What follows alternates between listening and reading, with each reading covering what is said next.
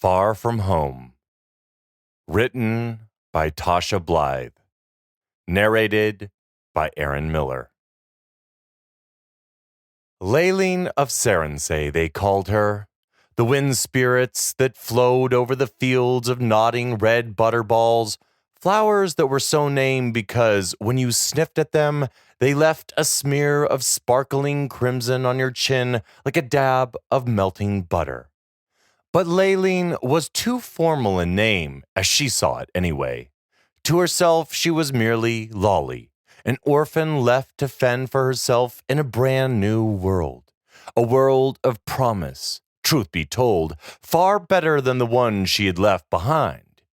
Yet Lolly remembered the looks of desperation on her parents' stark white faces, the clenched jaws, and the love blazing out of eyes bright with magic as they'd shoved her through the portal in defiance of the encroaching dark and the unspeakable terrors closing in.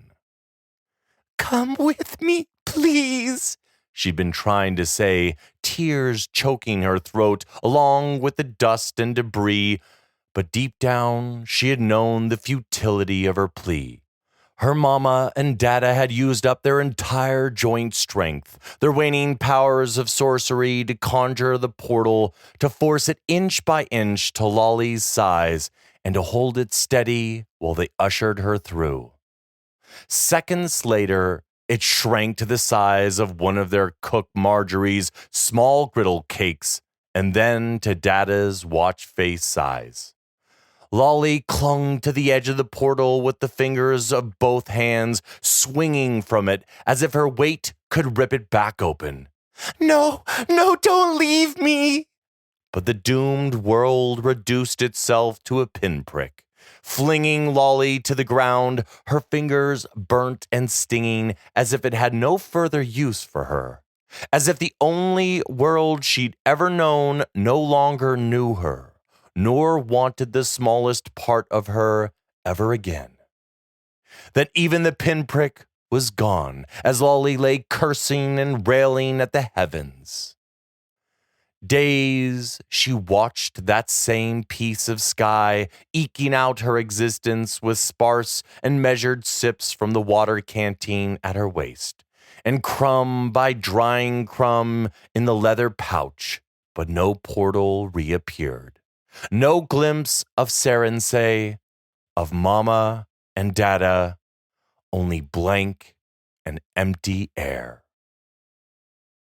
Lolly may well have died there in the fields of Lotharion, in her dazed and half-starved grief, were it not for the two cursed and interfering trolls that dragged her, arms flying and fists swinging from bruised and flattened butterballs. Or at least that's what she called them. "Leave off, you beastly trolls, you misbegotten slime-eating sods!" "Hey, whoa there, young missy. Hold up a minute," came a calm and measured and most definitely human voice. "We mean you no harm, young Nathaniel and I. We've been listening to the wind spirits, that's all, telling tales by our fireside. They sang to us through the flames of a fellow sorcerer's child in need of our aid." "Leave me be. I want no aid," Lolly cried, her soul far more crushed than the butterballs, and her heart a leaden weight within her. "Not from you, not from nobody." "Well, don't that beat all, father?" a boy's voice chimed in, that of a stripling youth. "Her poor parents gave up their lives for her, or so the vision showed us in the fire, and yet here she is, happy to throw it away the first chance she gets." Lolly's cheeks heated and a sob rose in her chest as she curled into a ball of ragged cloth and tangled sunset hair. "Hush, Nathaniel," the older man chided. "Have you no sensitivity, boy?" "No patience for sulky girls, rather," came the snarky reply. Lolly uncurled. "Damn you, you mean rat!" she spat at the boy, Nathaniel, who stood over her tall and fine in the embroidered sky blue robes of an apprentice sorcerer. She bunched her fists at him. "I'll show you, sulky girl!" The sky-blue eyes that perfectly matched his robes glinted at her under a mop of dark chestnut curls as he set his hands on slim hips. "Will you now?"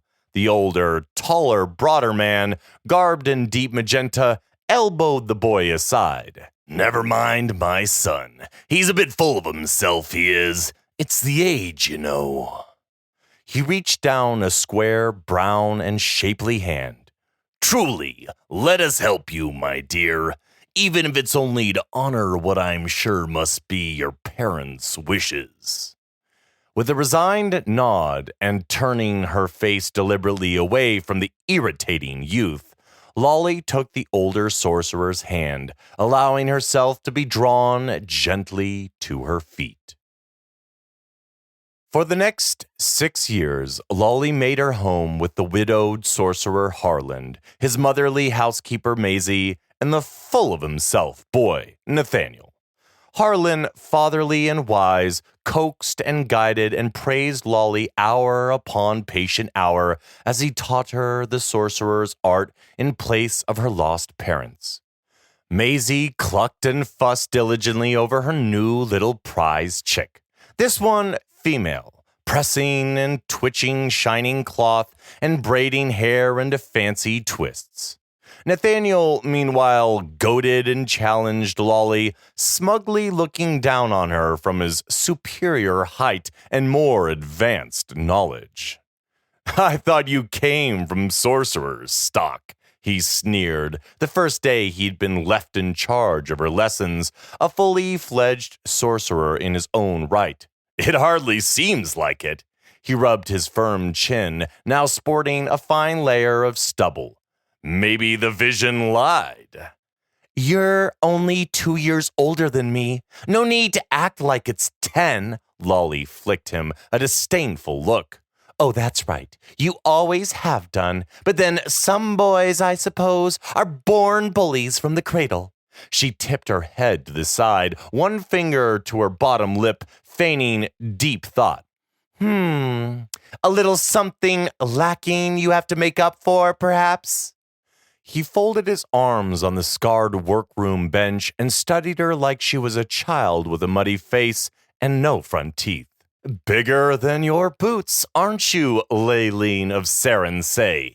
But then, unlike my father, I saw that right off the bat." She jutted her chin and glared at him from under her eyelashes. "If you say so." "I do, flame hair," he jeered, flicking at her Titian braid with his magic and setting it swinging. "Naturally, you're the one with something to prove, whereas me..." He placed a long-fingered hand, adorned with a ring bearing the family crest, against his chest. "I'm perfectly secure in my abilities, my birthright, and my calling." Seething and muttering under her breath with an angry spurt of magic, Lolly sent a buzzing gnat up Nathaniel's superior nose. "Yeah, insufferably so." Without batting an eyelid, he snapped his fingers, fizzling the gnat to nothing. "Confidence, it's called," he said, straightening to his full height and peering down at her over the bench. "You might want to grow some." Rolling her eyes, Lolly twisted her braids into a protective coronet. "When did you say Harlan was coming back again?" 6 weeks, he smirked.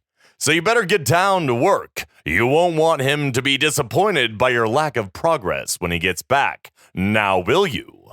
Lolly grit her teeth. "You're his only disappointment."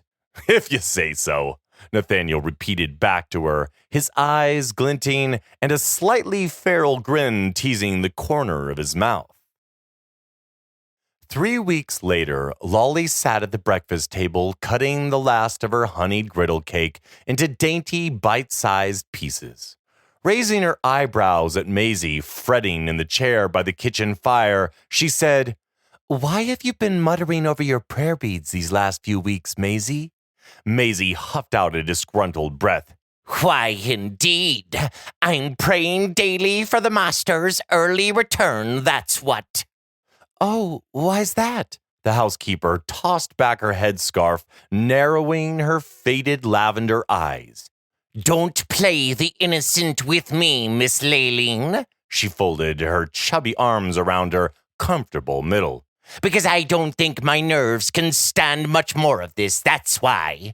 Lolly twirled a lock of her unbraided hair as she finished the last bite of her breakfast, wiping the honey off her fingers with a napkin beside her plate. I don't know what you mean, she said, her tone airy. Maisie rolled her eyes.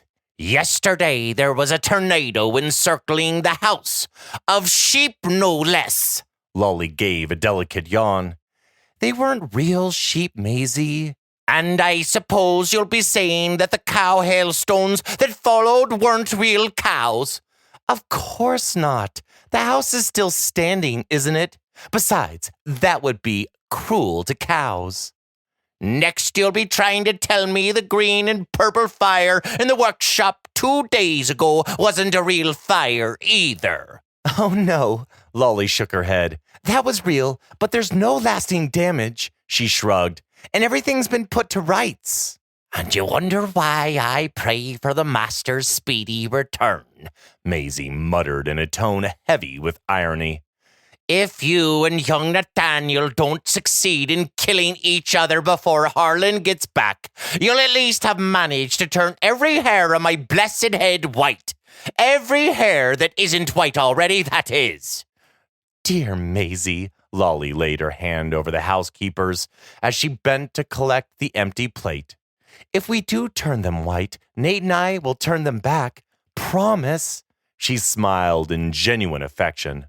We'll even make them shining gold ringlets, if you wish it.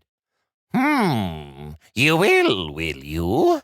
Maisie cocked an eyebrow.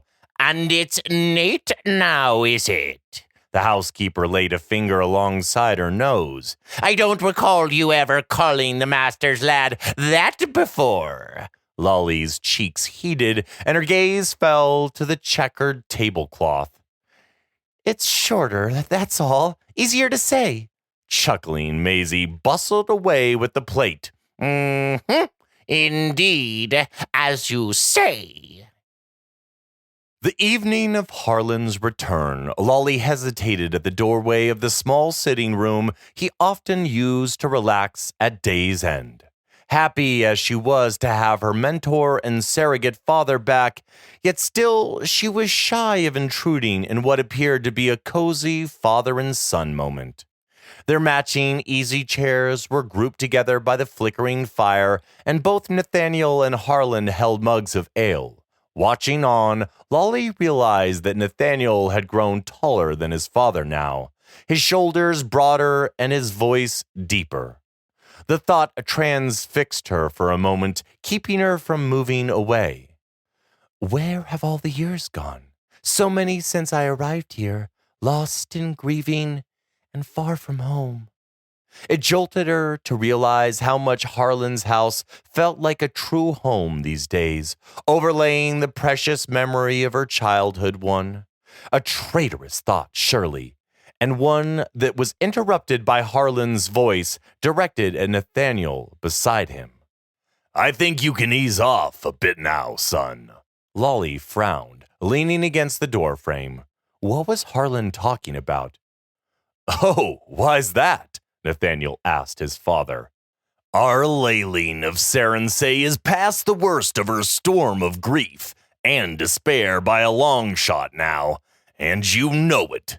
Therefore, we can safely say she's in no more danger of laying back down in that field of butterballs and giving up on life than you are. Harlan fixed his keenly discerning eye upon Nathaniel. You saw to that the first 6 months she was with us, poking and prodding at her every time she dropped her head.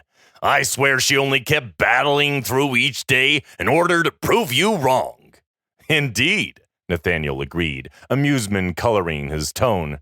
She's a natural scrapper is what she is.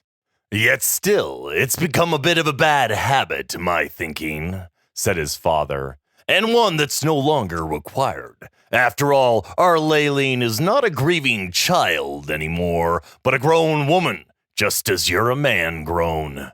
He smiled, the fondness of a papa coloring his voice and softening his features. And these days her natural valor and feisty spirit shine brighter than ever. Due to the play of light, Lolly couldn't see Nathaniel's expression, but he raised his tankard of ale to his father in a playful salute. "But father," came the droll reply, "it's so much fun." "Not for poor Maisie, it hasn't been," Harlan commented dryly, a note of reproof creeping in. "The pair of you trading fire quite literally terrified her in my absence." The silhouette of Nathaniel shrugged before taking a pull from the tankard and setting it on his knee. "Yet I promise you, father, never once did it get out of our control, despite all Maisie's flutterings. And besides," he justified, his tone unrepentant, "I'm convinced Layleen likes our little sparring sessions just as much as I do." Harlan set his own tankard down on the small round table by his elbow and settled back into the chair. He set his fingertips together while his gray-blue eyes crinkled at the corners, but alight with intelligence, which gleamed over the top of them. "And methinks, my boy, that's not all you like, is it?" The room fell silent, but for a minor rustling of Nathaniel shifting in his chair. "Well, nothing to say for once," Harlan teased. "Cat got your tongue, my son?" The shape of Nathaniel finally moved, giving a self-conscious shrug and spreading his hands. "And so? You can't tell me you'd mind such a thing, because I know you wouldn't. In fact, it's no secret you'd like nothing better. Right fond of our Layleen of Sarensay you are, and always have been, like she truly is your own daughter." Harlan nodded in agreement. "Aye, you do have the right of it, Nate. Were the pair of you to make a match, it would please me beyond anything." His voice took a serious note. "But if those are indeed your intentions towards Layleen, you might want to take some care, you know. Treat her with a little more gentleness and kindness, perhaps." "Don't worry, father," Nathaniel reassured, a smile in his tone before lowering his voice to just above a murmur. "Under it all, Heartsfire and I understand each other's nature perfectly well." "All right," Harlan sighed, conceding, "if you say so." Retrieving his tankard, he nursed it between his hands. "Tell me then instead your opinion about our Layleen's readiness for a sorcerer's sash." Lolly sucked in a breath as she waited for Nathaniel's response, her heart already beating at a frantic pace from having overheard the previous earth-shaking exchange. "Sure, she's ready for anything. Of course she is." Nathaniel's voice rang out with such a surprising note of pride and satisfaction, Lolly had to stifle a gasp. "She could take on the world if she wished, and knowing her, she most probably will," he continued, in a tone she had never heard from him before. Surprisingly, he spoke almost in awe. Surely someone of Nathaniel's arrogant nature wasn't even capable of feeling that way towards another. Lolly stood stock still, her arms wrapped around herself, and besides, Nathaniel couldn't be talking about Lolly in such glowing terms. He simply couldn't. She must have got it wrong, that's all. Her mind raced, leaping at possibilities. Or perhaps what she'd gotten wrong all these years had been his underlying motives. She and Nathaniel had always clashed swords, it was true. She'd even grown to enjoy it, as he'd said, to thrive on pitting her wits and her skills against those of a far too arrogant and full of himself boy. True to form, Nathaniel had more than been up to any task Harlan required of them, at the same time taunting Lolly with his outstanding natural abilities. To her everlasting frustration, he rarely ever allowed her room to score a hit off him, whether it be in wordplay or actual weapons training. Had Harlan and Nathaniel been in collusion then? Double teaming her to get Lolly to battle through her grief to the level of achievement she'd now attained in her training? The sudden realization had the blood stinging her cheeks and filling her with a confusing whirl of emotion. Gratitude, warmth, and validation, warring with anger, resentment, and embarrassment. She'd been managed. That's what she'd been. Maybe for her own good, perhaps even to save her life, yet still, she had been managed all the same. Lolly spun on her heel and stalked silently out. Perhaps it was time she put their stellar training to good use then. In truth, it was past time. She'd been delaying for far too long, and she knew it. And for what? Because she'd been enthralled to a pair of mocking yet beautiful sky blue eyes? That's why. Perhaps she'd even had a secret and deep-seated longing to hear the sort of oblique admissions she'd heard tonight. And now that she had, Lolly tucked her trembling hands in the deep pockets of her gown, gripping at the lining. It was time to exercise the power the pair of sorcerers had trained her to wield, before Nathaniel made any more of a fool out of her than he already had. So much of a fool she'd never want to leave the wondrous world of Lothlorien or Nathaniel's side ever again. Standing in the lamplight, Lolly drew the powerful magic up from the core of her being, like drawing a bucket from a deep well. She imagined the shimmering substance in the bucket as her parents' love, and hers for them. Picturing their dear faces, tears streamed from Lolly's eyes, sliding down her cheeks to drip onto the ruffle at the neck of her traveling gown and onto the floorboards of the workshop floor.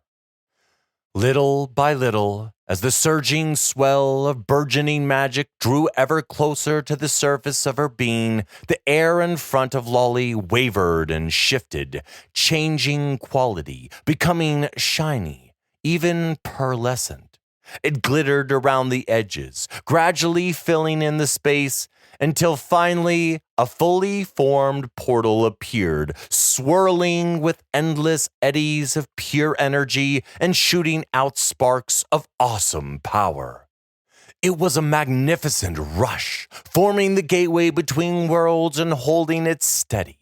She'd known for some time that she could do this, and do it safely, hugging the knowledge to herself in bed at night before sleep. Lolly had only waited for the right time to go back, to find out once and for all the fate of her parents. All Harlan's queries about them over the years to travelers beyond their world had drawn a blank. So this then was the only way, whether he'd forbidden her to ever try it or not. And now was the right time.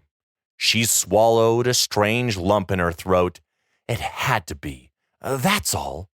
Drawing a steadying breath, Lolly stepped nearer, and the portal iced over in a series of lightning-quick snicks, like the sound of glass cracking. What? Hold, ordered Nathaniel from behind her. Where do you think you're going, bigger than your boots? Lolly froze, her hand to her throat. How? The magic woke me. He sounded good-natured and calm, dangerously so.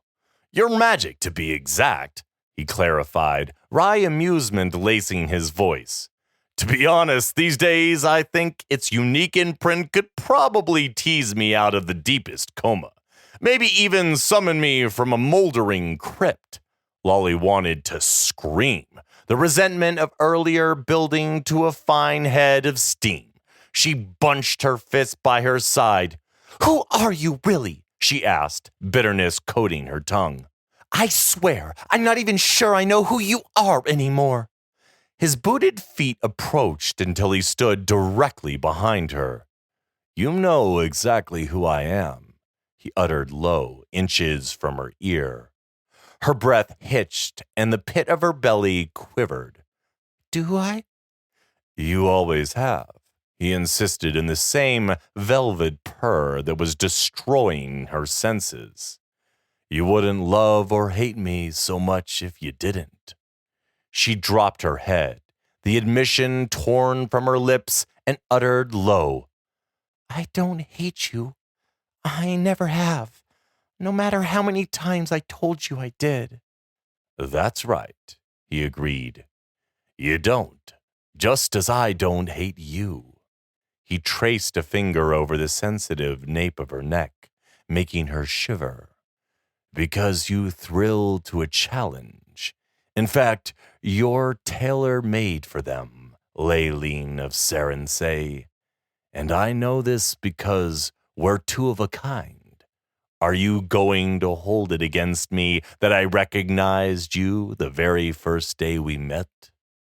Lolly stared at the iced-over portal, her tone turning belligerent. Maybe I should. You overheard us last night, Nathaniel probed, his voice taking on a conversational, matter-of-fact tone. Listening at the keyhole, were you? Lolly stiffened. And if I did? Then I'm more than annoyed that you'd leave without even saying goodbye. And not just to me, but to the man who raised you as his own daughter.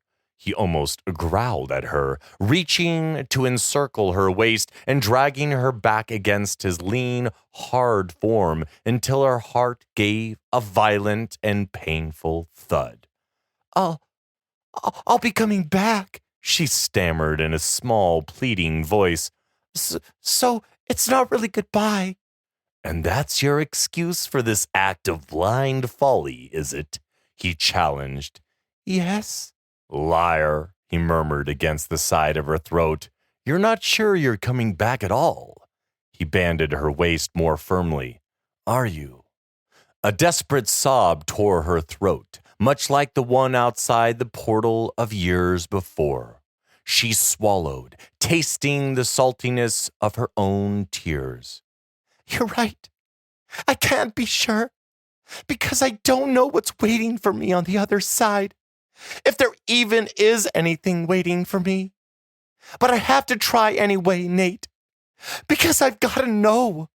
The words tore out of her, rough-edged with heart-scoring pain. Once and for all. I know that, but what you should have done is to talk to us about it first. His bitter complaint goaded her, until struggling in his hold, she managed to turn in his arms. I couldn't, don't you see? Otherwise, I never actually go. I'd look into your stupid, mocking eyes and never want to leave this place. He cupped the back of her head, his forehead pressing firmly against hers, and his gaze dropping to her lips. Oh-ho, but it's you with the bespelling eyes, little witch.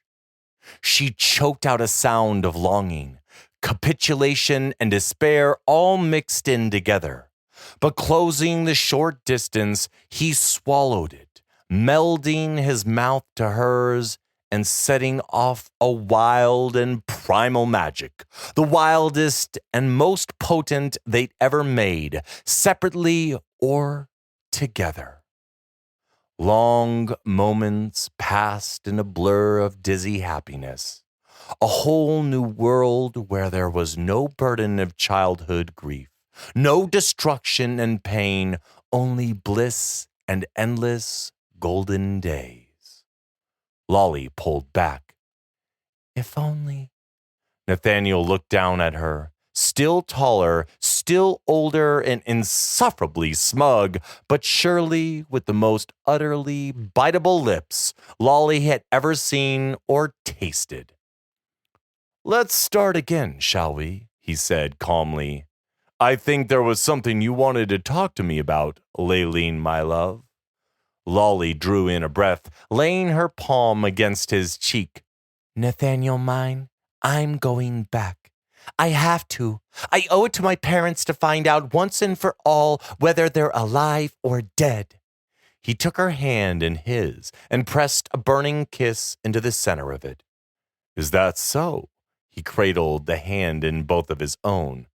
Well then, Heart's Fire, I'm going with you. Her mouth dropped open. But he shook his head, eyeing her in a stern manner. No buts. I didn't bully you into shape all these years, only for you to up and leave me, did I? He threaded his fingers between hers. So if you're taking on the world, love, I'm playing too. But your father will understand, believe it or not, he finished for her. He's a wily customer, he is. No doubt he's been expecting you to try something like this any time this last year or so.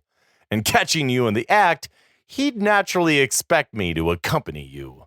His eyebrows lowered into a scowl. Besides, now I'm coming, we'll do him the courtesy of leaving him a message.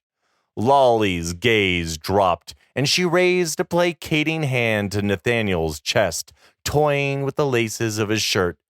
I did leave word, she murmured. You'd have found my letters later. Nathaniel growled and clasped her hand in a strong grip. Even still. He concentrated his magic on the workbench where a feathered quill danced across a page, shooting off a trail of sparks in its wake. We'll leave him a different one, won't we? His lips firmed, as well as a solemn pledge, or two. Firstly, that I'll look after you. That we'll look after each other, Lolly corrected, nudging him. Okay, fine. Each other. And secondly, that we'll do our utmost to come back speedily. Lolly nodded. Yes, because your father and Maisie are my family now, too. Not to mention that I know how it feels to be left alone, cut off from your dear ones. Nathaniel tipped up her chin, and a surprisingly tender gesture smoothed away the drying tears on her cheeks with his thumbs. Yes, you do, don't you? Finally, here was the acknowledgement of Lolly's pain that the scornful boy had never once given her. This new and surprising compassion from the fully grown man settled around her heart, like the soft warmth of a fur-lined cloak around thin shoulders. Lolly took a precious moment to appreciate it before Nathaniel turned away to gather his and Lolly's traveling satchel from where his had suddenly joined hers at the foot of the bench. He set his hands on her shoulders and, smiling, leaned down over her. Now then, let's go in style, shall we? Lolly raised her lips to his. Yes, let's. Embracing, their lips pressed together, and hearts afire with humming magic, they flashed through the now open portal.